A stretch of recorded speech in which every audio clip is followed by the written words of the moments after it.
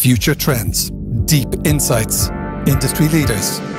This is the iGaming Next podcast with your host, Heidi Lofthus.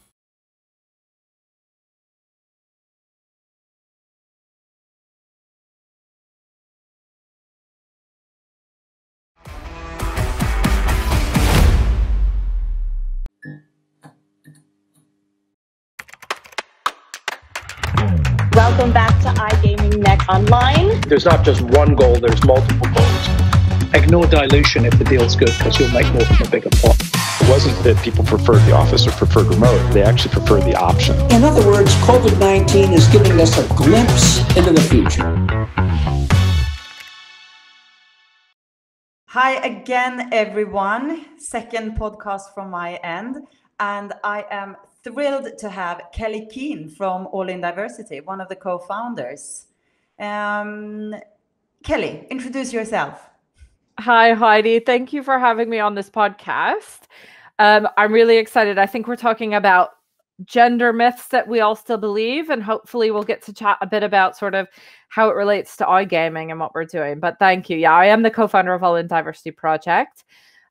We are an industry not-for-profit that supports businesses on their journey to be more diverse and inclusive. So it's a pleasure to be here. Thank you. We are talking about women at the workplace and the myths that we still believe.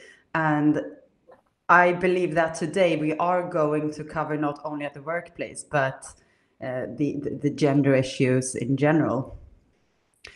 Yeah. Where do we start? I don't know. This is an exciting topic, I think, Heidi, because it affects our personal life. It affects us as women personally and how we've been brought up, but also where we're going, right, and where our kids are going. Exactly.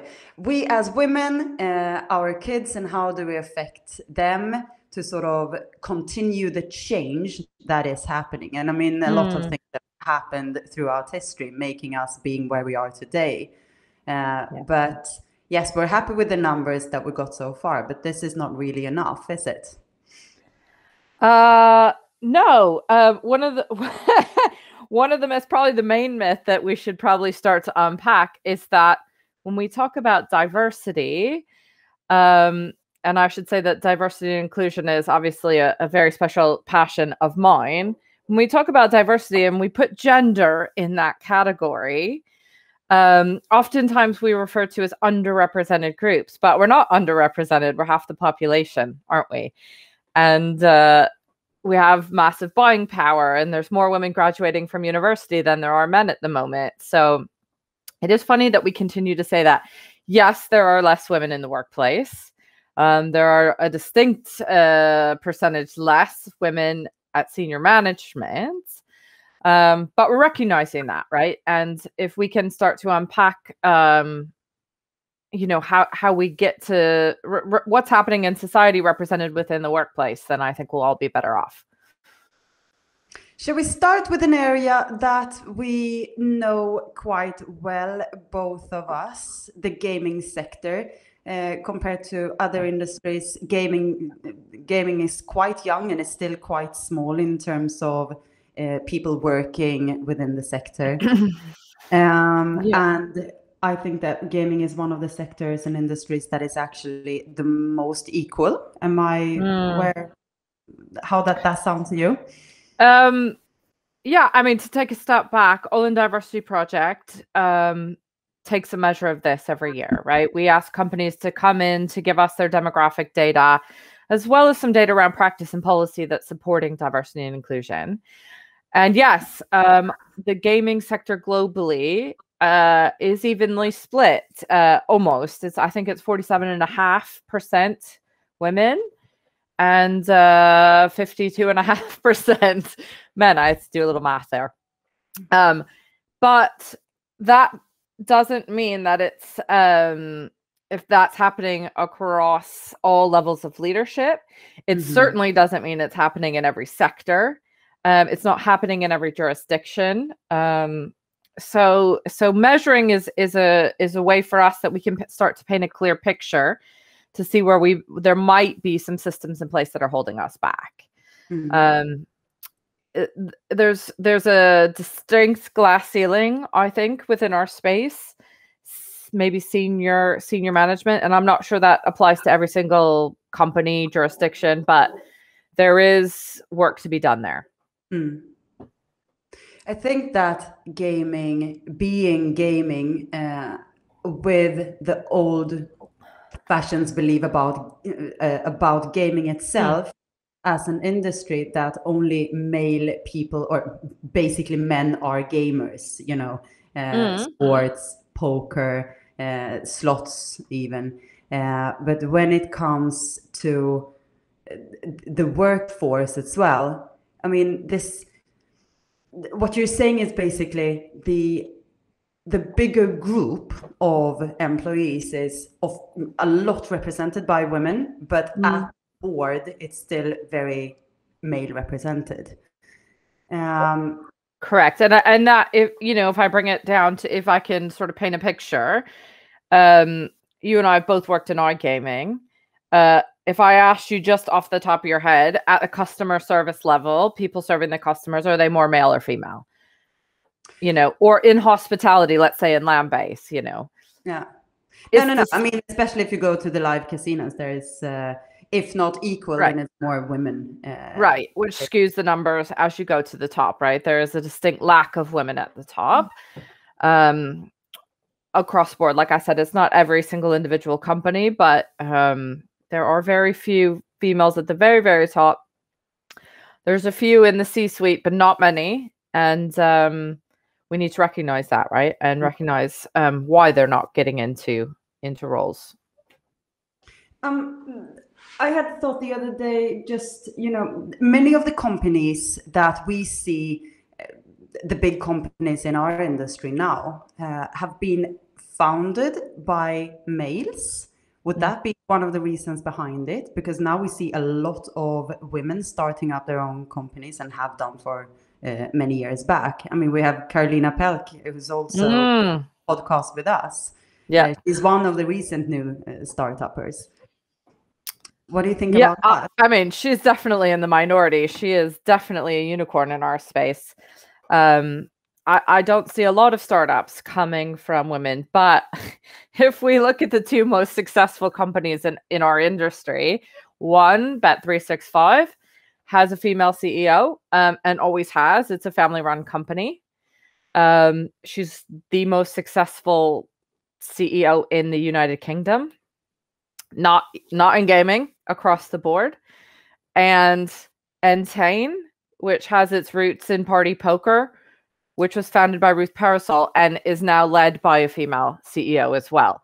So yeah, look, maybe we've painted a picture that is not the case, right? There's a lot of men out there leading very successful companies, but there's also, I think it's the right thing to do is start to, highlight the successes of women in our space as well. And we are a reflection of society, right? We are half male, half female, and we need to make sure that, what's happening in society also is reflected in our roles. This was brought up by in last month in March, International Women's Day as well. Women in the gaming sector, lots of high position women were interviewed. What I read from this article was how some of them, but absolutely not the majority of these women, were saying that they have felt the resistance. Her challenge had been much higher than her male colleagues to jump higher up in the hierarchy. Whereas the majority of these women, some of them close friends to mine as well, are saying that the gender has not affected them. When you hear that, what is your thoughts? Well, it makes me happy that people don't, are finding it easier to navigate. I think one, iGaming in particular, is a very young industry. We're not banking, right? We're not this very old traditional with systems in place that might hold a good portion of the population back. It's young, right? And it's founded by young people with young thinking, and young practice and policy, right? So, and young perspectives, right? Hopefully. So maybe we have less of a hill to climb, let's say, than an industry that might be a bit more old and traditional. That being said, I think there's a myth there that we might, sort of dig into a bit more, in that, one, what does it take to be a leader, right? And I think if you asked women and men, they might give you a lot of characteristics that are very masculine. Right? You have to be sort of strong and brave and all these, very masculine words. And is that because that what makes a successful leader, or is that because what we know to be leaders that we've experienced in our life, And I think now that idea is being challenged, right? We bring there are words that might be more feminine, that women bring to the table that do make a company successful, right? Now we're talking, coming out of COVID, we're talking about empathy, and we're talking about mental health, and we're talking about authenticity, right? Which, we're that's sort of part of what people believe, or what women are taught, growing up, and what society pushes them towards. So that's really amazing. I think, there's real opportunity to recognize that you don't need to be this sort of hard, strong, aggressive to lead a company through, right? It can be a mix, or it can be very empathetic, right? And understand. But I'm also thinking,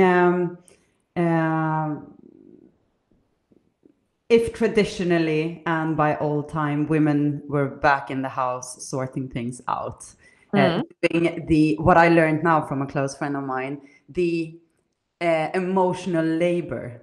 Yeah. First, hearing it, I had to think a bit about it, like, okay, what's the labor and but once you get that emotional labor, I mean, it covers everything. You fully understand the full grasp of that expression. Yeah. But being at home, working at the same time, having kids, homeschooling, I mean, with both parents in the house, I mean, you're basically crushing into each other's realities. So I think it just, again, with the silver lining of our recent year, people working from home, it's a learning, that's probably one of the USPs that comes with this pandemic. Yeah. But going back a little bit to what these women in gaming that were interviewed last month, if they haven't experienced a challenge, but they believe that they are taking into their positions because of their skills. So there are two things here. One, it's a challenge that they have not perceived. So is that because they have been taught or brought up to believe that this is not a challenge, this is a woman's actuality? Whereas if a man might have gone the same route, it had been a challenge. But as women are much more prone to think that hard work and skills and being the good student is what is going to make her successful, then she is up for a challenge if that is not how other people are being promoted. Yeah, look, I can't speak for anyone who was a part of that interview. I think it's a combination, isn't it? We all want to believe, you and I have talked about this before, we all want to believe that we work for meritocracy, right? We all want to believe that we're judged on our skills only, right? And, if women aren't promoted, that's because, they don't want it, they're not putting themselves forward, and women might think, look, I'm doing the work, you know, I'm delivering. I'm just not, you know, in the magazines doing interviews. I'm just not in this, you know, in the CEO's office, you know, pushing my, you know, brand. I think it's a combination, right? I think if we do anything right today, Heidi, is that we're all different, right? And we all come with a million different perspectives. And God bless the people that haven't had a challenge when it's on their way sort of up the ladder. I think the biggest, my hope is that they hold the door open and they, you know, pull their hand down and make sure that anyone who else wants, you know, less of a challenge or, you know, needs help getting on that road, that they keep that door open for them coming on up, male and female, you know, of all colors and backgrounds. Having said that, you know, the expectations on men and women, obviously this starts at home. Now, you know, I'm thinking back on if there was a difference between how I was raised compared to how my brother was raised, and I can probably dig quite deep. I wouldn't say there wasn't a difference, but probably even if this, I mean, this extends outside of my house and my parents and my family, but there are different expectations on me versus my brother. And this will make my perception of things different than to those of my brother. Yeah. So I have a son and I have a daughter. Is there anything that I am now, from your experiences throughout all the discussions and the statistics that you've had and all your learnings, what could I potentially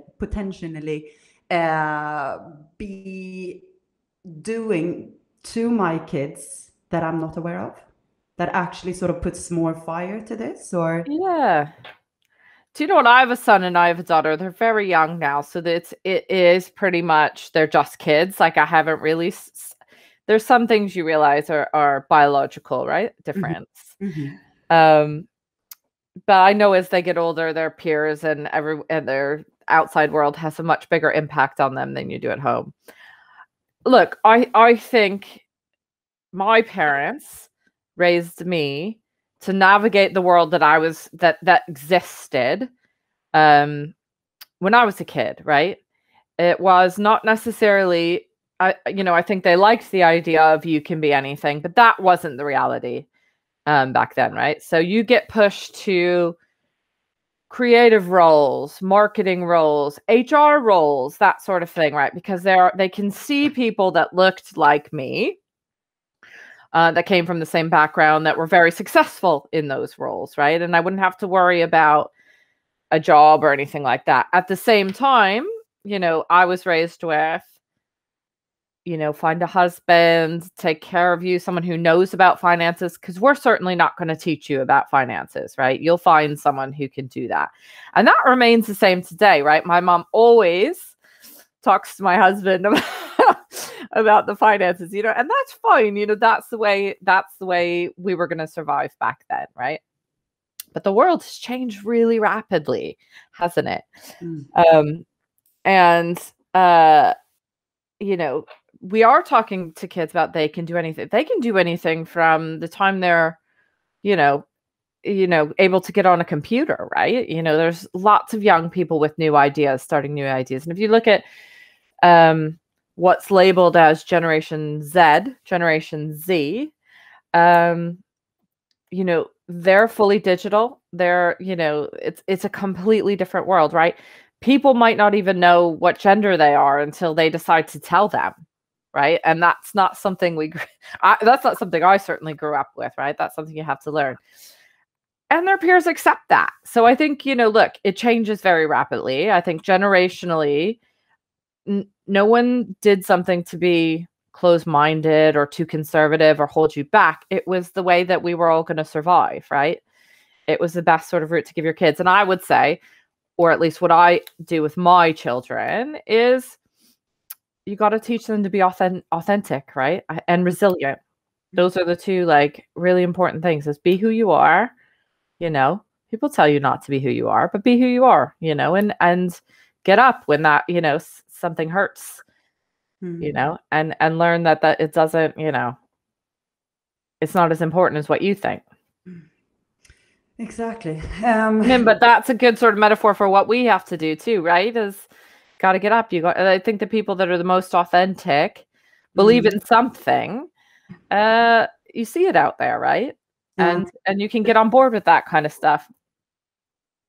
But this authenticity, it also goes back a little bit to the biological thoughts that you were mentioning. Yeah.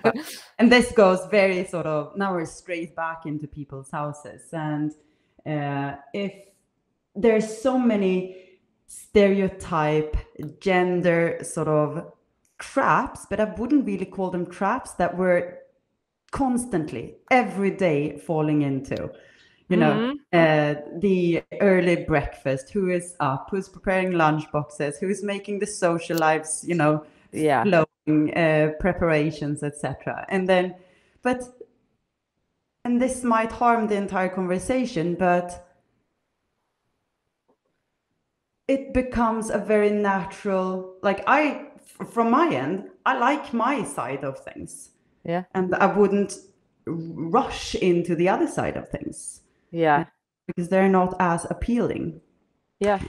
So how can this be taken into work life and making sure that we have equal amount of people in different departments or organizations at least, where you were saying you were pushed into marketing or HR. Yeah.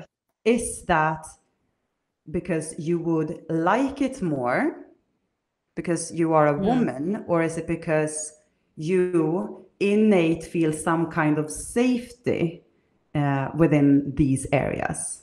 Sure. Well, I think the first part of that question is to your point about emotional load, isn't it? Is the emotional load that the parent who's the caregiver sort of bears, right? Is not only do you worry about sort of your own sort of success and what you're contributing, but you worry about the children and are you doing the right thing for them and all that sort of mom guilt we talk about on a regular basis. Look, probably before we started All In Diversity Project, a year before, I listened to Jan Jones Blackhurst, who she's a non-executive director at Caesars at the moment, do a speech at ICE.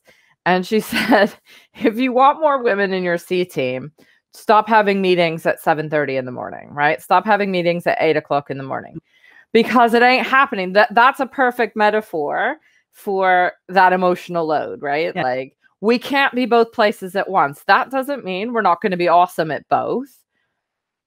It just means we can't, and I think, what, post-pandemic, maybe that'll be the best thing that comes out of what we've learned is we don't need to have the 8 o'clock meetings. I like that flexibility, right? I like to, I can do a bit of work in the morning. I'm going to get my kids to school, I promise you, right? And I'll pick them up in the afternoon and that sort of thing. So hopefully these worlds colliding and we're getting empathy from where each other's coming from is that we can be more flexible, right? We can be more ourselves and build a life that matches what we want to do.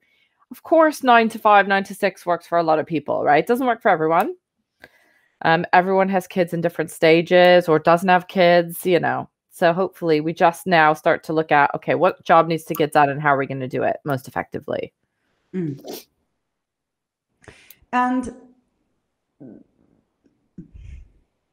so what is it, apart from the morning meetings that we now have learned that these should not, wise companies don't do that early morning meetings. Yeah. When we remove all the obstacles and hinders in terms of mothers or women not being able to do their jobs on a sort of equal kind of basis, I mean, we can go into different kinds of maternity discussions here. And obviously, I come from a country that represents a really good maternity and paternity leave situations. But this is one of the things that is the biggest obstacles to women. But okay, morning meetings as well. Yeah. What is the next step for a company to start off with? You know, in 10 years, we're gonna have half the C-suite being women. Is that realistic with 10 years? Could it be much earlier? And then when I'm saying that, I mean naturally, with people like truly innate believing that this is right and not something that someone has forced to happen to sort of push. Yeah. I mean, it is going to happen. It's more, what can companies do to make it quicker? But when will it actually be something that is obvious and natural to I think in 10 years we'll have to recognize that we'll have non-binary as well, right? That's something that's coming up as well. So it won't necessarily be about gender anymore. Maybe the whole entire conversation will change. Shall we talk about maternity or parental leave first? How much time? Obviously, I come from a company that gives you 4 weeks or something like that, right? 6 weeks, and then you're back. Fantastic. And this is your own company. Thankfully, I did. Well, in America, you don't get much. I'll say that.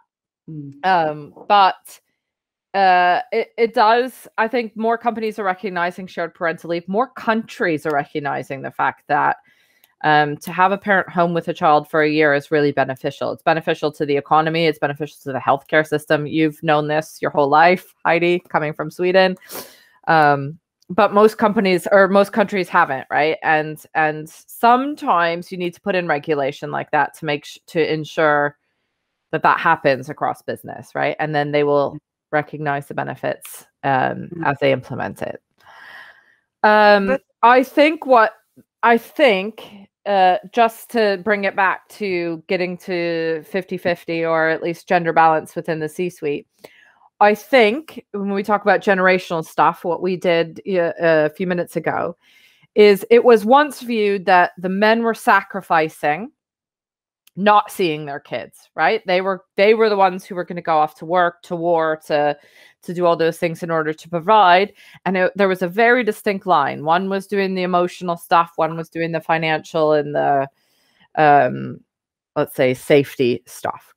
But that's not the case anymore, right? Childcare came into play. There were women in the workforce. Now we have to, we can always say, oh, we'll put the kids in daycare. It's fine. We can both sort of pursue and we'll get there. But it's still, when it comes time, like in a pandemic, and our kids are home and we have to take care of the kids actually in our real life, when it comes time to say, okay, well, who's going to take care of the kids? It will always be the person, I believe it will always be the person who makes less money. And until we can close the gender pay gap and say, if for equal roles or equal levels of experience and things like that they're making equal amounts of money, then that conversation doesn't change, right? Because that's just the nature of things. It's not, you're not going to take the breadwinner and say, you know what, you take care of the kids because I'm, whatever reason that is, right? It's always going to come down to that money and making sure. So we have to work on closing the pay gap. That's how we're going to get to more equal representation. And what's the best way to go on doing that? Would that be every company by itself or? Transparency. Well, in the UK, I mean, they're going down the road of transparency, right? You have to, any company over 250 employees has to report their pay gaps at all levels. I don't know. Do people care when they're job hunting? Do they care what kind of pay gap, in the UK this company has? I don't know. It might help them with negotiation. But if companies do truly want to get to balance, make that transparent at the very start when you have new candidates coming in, right? What the salary is, what the salaries in that particular team are, that sort of thing. I don't know if you know Eric Bergman. He's a Malta. He built Katina Media, and he's running a company called Great.com at the moment, and they make their salaries transparent, which is, I mean, on the website, you can see what people make, which is scary and exciting and for me mind-blowing. I'm sure not for other people, but you know, well done for working on that, right? To try and make sure that we're being transparent. Because if you're not willing to be transparent, then what are those other issues, right? Who would be the biggest advocates for minimizing the salary gaps? Is that highly educated people, or is it men in a certain position, or is it women? Who could make the biggest impact? Well, it's kind of like sort of what's happening. You know, I always lean towards, you know, it's not the victim's job to change things, right? Yeah. Well, no, you can highlight it. That's fine. But it's really, you know, what's happening in society now, as we're saying, it's all of us now, right? Like it's not the victim's job. When you look at like Black Lives Matter, what's happening socially with women's issues, we've all got to work together, right? We've all, you know, I don't know, thankfully or not thankfully for some, but like we do live in a world now where you can call out behavior, right? And people will listen, right? Everyone has much more of a voice than we did even 10 years ago, thanks to many things, social media and just the way our culture in the West at least exists. So I'm thinking about this, a very strong female leader that I was working with some time ago. And she has a team of both male and women leader in her organization. And she comes to me and say, Heidi, they're all the same fantastic. But the organization in itself know much more about the men, what their areas are producing and how successful they are in their numbers. Yeah. Whereas the women ones, okay, granted, these are new sections, but the impact and the changes that have come from these women, it's amazing. But they are, you know, they're maybe not shy, but it's not as natural to a woman to go out and, I'm not saying that men are bragging, but they're making sure that, you know, their successes are made aware of. How can I help my women leaders? So what we came up with was a plan to sort of have these women leaders educate the rest of the organizations in their new areas and what impacts have actually been done. But could there, I mean, now we're talking managers' responsibilities, but also possibilities of impacting views within an organization. Where does it land, the responsibilities, and, you know, should everyone just make efforts themselves, or in terms of a process, and how does the ball roll faster in this? Look, I think one, it's great that there's someone who's recognizing leadership and success across both genders, right? I think that's probably the first start. But yeah, you're right. You know, there is networking, politics, self-promotion on one side. There's, and I'm stereotyping at the moment. I have no idea what's going on in that company, but you know, if you look at sort of all kinds of reports out there, then there's women who head down, work hard, and they don't want to do the self-promotion, or they don't know how to do the self-promotion. And then that comes across to the men as they might not want the higher jobs, right?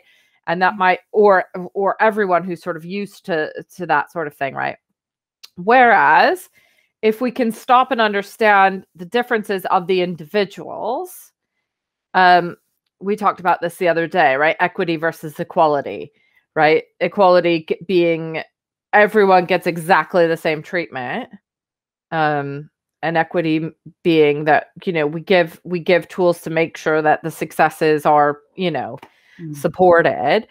I think that's the first step. Now, how we get there is, I think, up to the individual company and culture and that sort of thing, right? But recognizing that if it was equality, and of course we all want to get to a point of equality, then that would, that sort of networking and self-promotion would be a sign of success, whereas it doesn't necessarily have to be, right? We could be driving revenue quietly, or we could be retaining individuals, saving the company loads of money quietly.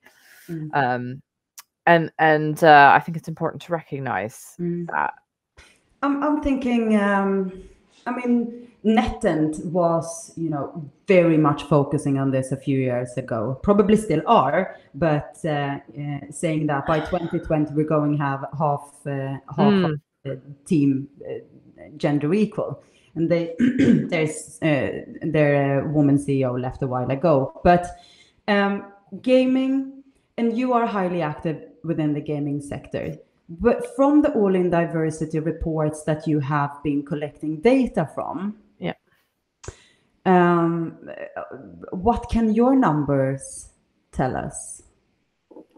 Is iGaming leading the way?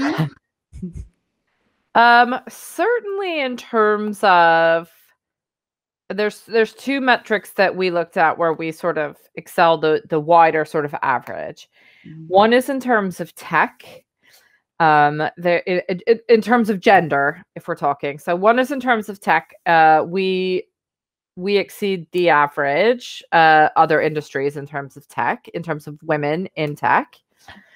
And two is at board level. There is, we have more, and I don't have the report with me, so I'm not going to give you the exact numbers. You can find it on our website.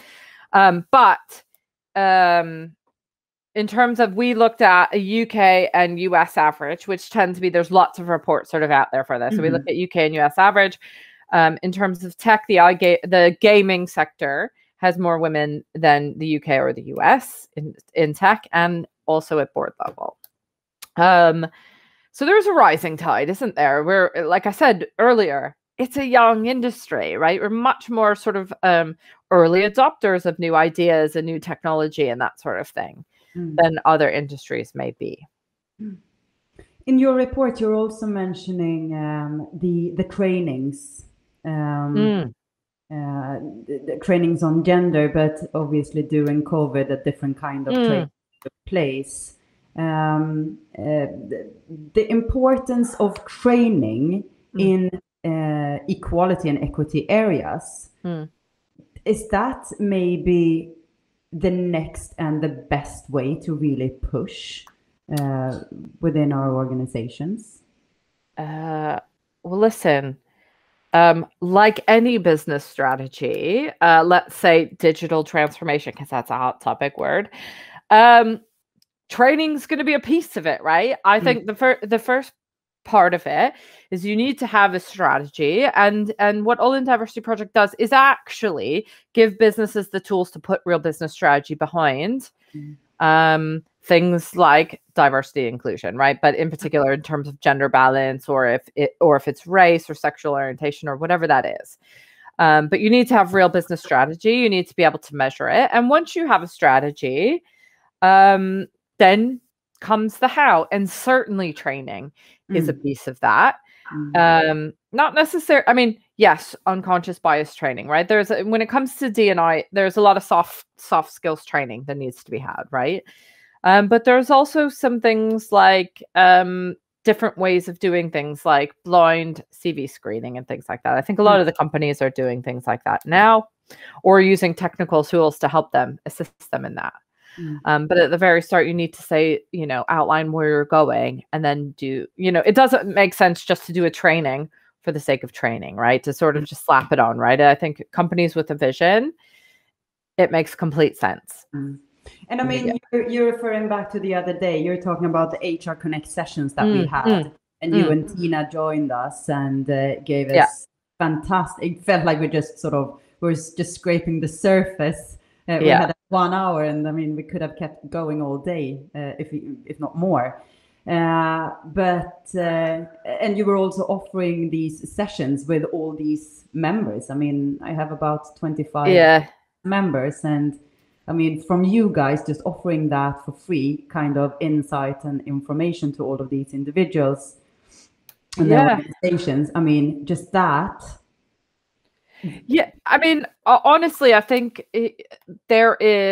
we've been sort of working hard in the industry for the last 3-4 years on specifically diversity, equality, and inclusion. Now, I think a lot of companies have a very robust HR team and haven't necessarily thought about the diversity side of things, right? And because we might be a woman or because we might be a person of color, then you sort of take on the diversity role. And that's also not the best way. So what All In Diversity Project does is give businesses the tools. And that's just another, for us, that's one of the tools. We need to be out there. We need to be, sort of giving people who don't have the resources at hand or who don't have the experience to bring it, to make it real, right? Because if we have a hard enough time as in this industry, don't we? It's hard to recruit people. And once we get them, we spend a lot of money to keep them. So we might as well not make that money sort of go to waste. We have a lot of work to do in gaming to change the face, change the image, the perceptions, and diversity, equality, and inclusion plays a huge role in that. On that matter, this is a side thing, and I'm speaking to Alexia in this forum later on as well. But Alexia Frendo from Kindred, we got her to represent iGaming at the Council of MEA, so the Malta Employers Association. She is now part of the council there. So all the other members voted her in. She was co-opted. So that's a great success as well. So, I mean, finding the opportunities, yes, but when does it come natural? And I'm thinking in our generation, this might not actually happen, but it's sort of for us to make sure that with the younger generations that are coming into the workforces now, and I believe this is already happening, it's much more expected that things are equal. Yeah. Do you know what? Look, I think we're seeing it. We're almost there in the US. We have a women vice president. If you look at the rising popularity of sports, women's football is on a massive rise, right? And in fact, there's investment coming from female celebrities into the sport and things like that, right? Like it's on the rise. You can feel it, right? We've got way more female CEOs in the space than we did 5 years ago. I say way more. There's still only a handful, but a lot more than it was 5 years ago. Of really successful companies too, like you said, there's more people that are getting funding, women that are getting funding for their startups, right? That are getting supported by the industry. So yeah, the face is changing. I'm not sure, as you say, that we'll see 50-50, but I'm not sure that this will be the space, there might be another industry that does that, right? We as women are educated. We have a choice. And the way the world is going, it's much easier for us to navigate the career that we want to have. Oh, when you say we're educated and we have a choice, I mean, and you've read this, I'm 100% sure, everything that comes up now in media, especially working from home, domestic violence. I mean, in Sweden now, 5 women have been killed just within a week. What is this? What is this? Yeah. Do you know what? I was on a conversation the other day, and All In Diversity Project is going to run a COVID impact survey about sort of working conditions and what's happened during COVID, which is nothing compared to what's happening on the social side of things. And someone who I very much admire and respect in the industry in terms of diversity, equality, inclusion said, I couldn't even say to you whether it's COVID or if it's the social issues that have brought this topic of diverse or women's issues to the forefront, because I think it's equal, or I shouldn't even say women's, I should say underrepresented groups to the forefront, because obviously with Black Lives Matter, race is a huge issue as well. So, or if it's coupled together, right? If they're intrinsically connected, don't know. Honestly, I think, yes, working from home has its pros and cons. I think a good company who wants to be inclusive is going to recognize that not all of us want to go into the office. Not all of us want to stay at home. Besides the very sort of dark issues of domestic violence, you also have to think there's young people who have 5, 6 people in their flat or house, right? Sharing a Wi-Fi. How you do conference calls that way? I can't do it with one. Do you know? So I think there's a whole spectrum where all have, I think the one thing that COVID has done is made us a clearer picture of our whole selves, right? You know, we have a home life, we have a work life. They're all together now, or they were all together. Some of us get to go back to the office, but you know, how do we recognize that if we want people to bring their whole selves to work, if we want good mental health and we want to be empathetic of that, you know, we have to be open and understand that we're not all coming from a beautiful house with an office, and you know, it all ties into one another. I mean, and when I say 5 women in Sweden, I mean that's a lot for Sweden, and this is happening a lot more in other countries. I'm not neglecting that. But mental health, women are much more prone to actually go and seek help. It's not as taboo for us to go and seek physical or mental health advice or professionals. Mental health training, I would say in my HR Connect membership, I mean, this was the #1 training all through 2020. Yeah. We saw in our report, the first year we did it, that there was more of a focus on things like learning and development for specific underrepresented groups like women. And in the second one, which is leading up to 2020, was a much heavier focus on mental health. And I think coming out of COVID, that will be where a significant portion of investment goes into employees, right? Is to make sure continue. Yes, because we're all prone to burnout and things like that. We're all going through, as I say, we may not all be in the same boat, but we're definitely all in the same storm. Right? So, you know, it's not easy for anyone. You know, I think, and it's all about, you know, so much of it is about perspective, right? And supporting that we all have different, you know, we're all coming from it from a different perspective.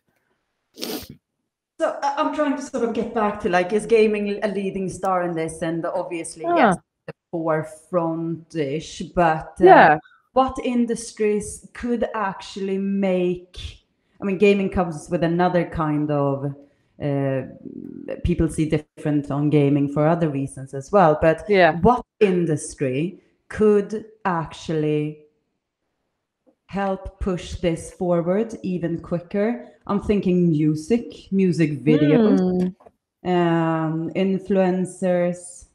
I mean, how much has that impacted to where we are today?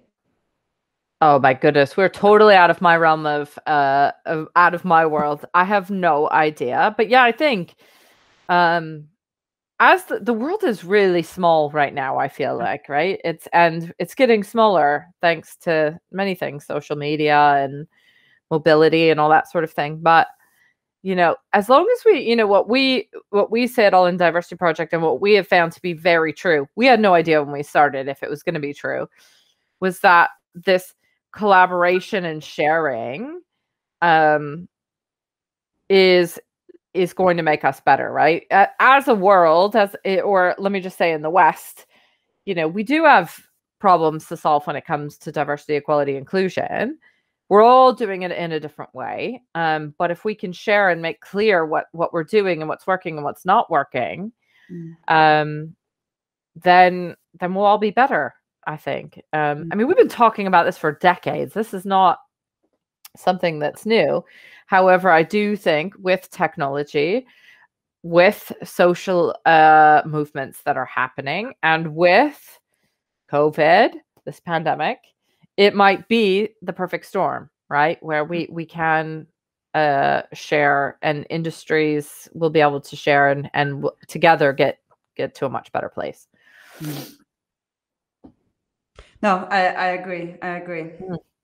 Yeah. It's just that once you start getting into these things and you hear about violence, and like all last year was sort of covered as well about domestic violence in South Africa. I mean, you just want the change now. Yeah. But if you look back, we have come a long way. Certainly in areas. In other areas, we've taken a step back. This is the way the world works. And if we don't, I think the one important thing is if we don't learn from what's happened in the past, that's probably our biggest mistake, isn't it? We have to be able to teach, to learn, to always be curious and that sort of thing. But we, so that we can apply that to what we're doing today. I think, there's a lot of things happening where we're trying to cancel or erase what happened in the past, because it's painful. But I for me personally, it's about making sure that we learn from what's happened, on all topics, and making sure that we move forward from that. When will your next report come out to close off this discussion with now what?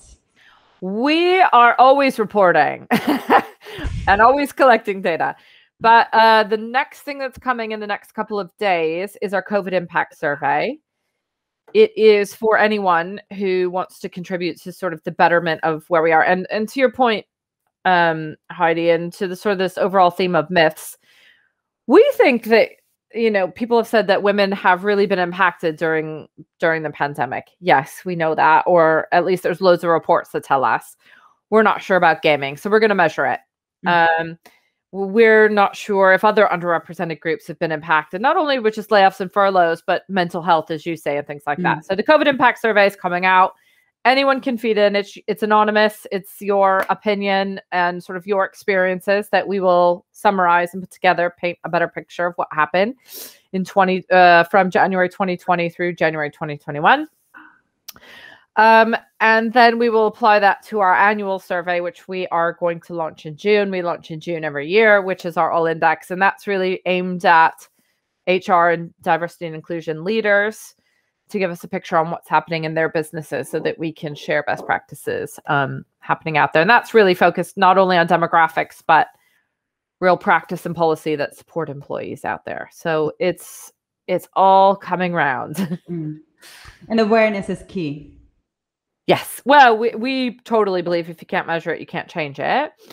But also businesses who say they want to do diversity or they're investing in diversity, you need to have benchmarks in place. And this is the tool for them to pick up and use. No, and I mean, as soon as one company starts, I think there's going to be, a snowballing effect by it as well. Sure. We have Bet365, we have Entain, we have lots of women in boards, we have a lot of fantastic good women leaders out there. So I see it positively moving forwards. That's right. It's a number of factors, isn't it? And they have to be, we have to rely on the educational system. We have to do learning and development, all those things. But it's possible. It's a fun industry. Welcome all the women to get involved in it. Exactly. Why not? Yes. Kelly, go ahead. I'm closing our call. Is there anything that you want to mention? I mean, you and we're going to continue our chats on the other side of this as well. But anything that you want to send out there? No, just my gratitude for inviting me to come on and chat with you. It was really fun. It's a topic that's close to my heart, so I love doing that. Thank you. Amazing. Thank you so much for coming. Your intel will lead the way. Or entertain, hopefully. Maybe a little bit of both. Cool. All right. It was a pleasure, Heidi. Thank you so much. Speak soon again. Thank you so much, Kelly. Bye-bye.